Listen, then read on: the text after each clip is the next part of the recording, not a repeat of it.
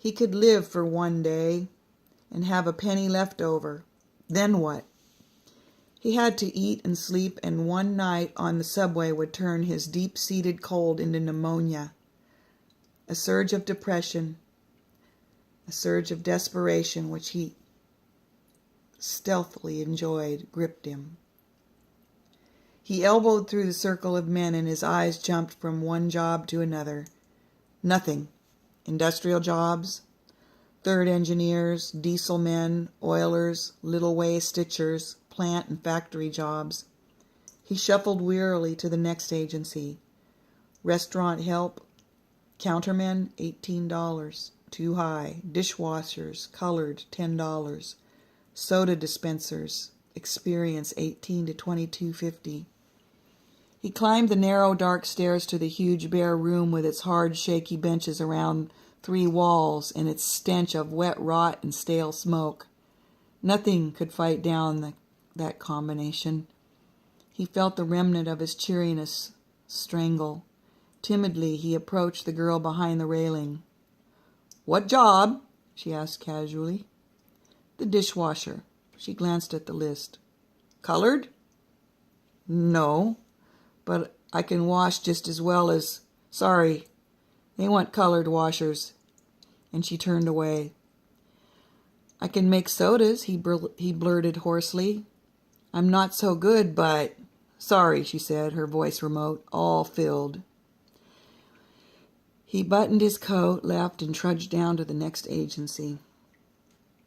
White chalk on a black slate, each one unseen, a block away, was the job, the means of feeding and sheltering himself. But it never was. There was the application that he made out for a night porter, $12. The girl read it. $6 in advance, please, she said, quite businesslike. Hale stopped breathing. $6? What for? Half our fee. You pay the other half when you get your salary. But, he protested, I haven't got $6. Without glancing at him, she tossed his application into the basket and turned to the next client. He clung to the railing, stunned. The other unemployed looked disinterestedly at him. Didn't they understand, damn them, that he could work and pay his way? $6 or no $6? Why didn't they smash? But of course he said nothing. No one ever does. You stand for a moment while they ignore you, then you trudge slowly out without feeling, unconscious of the stairs under your feet and the employment agency smell, as Hale did. In the afternoon, Hale did wangle a tryout at an $8 a week job as an upholsterer's apprentice from an agency without the advance payment. The upholsterer was far from enthusiastic when he learned Hale's age, 31, and his lack of experience at manual work. He watched with suppressed exasperation Hale's bungling efforts to adapt his stiff muscles to the unaccustomed craft. When Hale tried to borrow $5, he turned him down cold. Hale quit. There was nothing else he could do. The agency would get his first week's salary. To keep alive for the first 2 weeks would require at least $12, and he had 71 cents. The upholsterer shrugged. Maybe it's best this way. You wouldn't learn so fast. Not your fault. Just too old. Hale decided that he had gone about far enough. He'd finish off with a night in a Bowery flophouse. He could have had a quarter bed around 6th Avenue, but the flophouse sounded more dramatic. He chose a hammock instead of a cot. Squalor was an essential part of his plan, but vermin weren't. He stripped the case off the pillow, which made it only slightly cleaner, and threw the baskets on the floor under the hammock. They were slick and faintly stiff with grease and had a gamey smell. If Washington had used those blankets, they hadn't been aired out since. That allowed him to sleep in his clothes, shoes and all. He was dissatisfied with the way his tweeds had retained the remnant of a crease. He woke late, exhausted and stiff. Most of the men had already left. Hale wondered whether he should immediately go on with his plan. He decided against it, mainly because he still had 46 cents. Spending it all on meals that day would be too obvious. He must seem to be trying to make it at last. He must seem to be trying to make it, at least. He soaked his head under the single cold water faucet. His forebore using the large block of cheap soap. It would have been like lathering himself with a cornerstone. And when he put out his hand for one of the 5 loathsome towels that had been provided for at least 60 men, he drew back, preferring to let himself dry by evaporation. He washed 3 glasses and a porcelain bowl, filled them with water, and sprawled out on a bare cot all day, sopping up as much water as he could. At noon the clerk demanded another dime.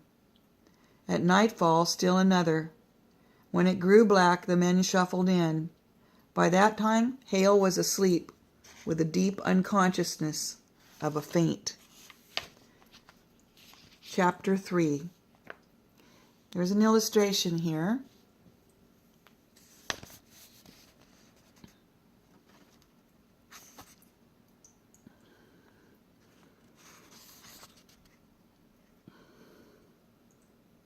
It appears to be a man standing up at a desk of another man sitting.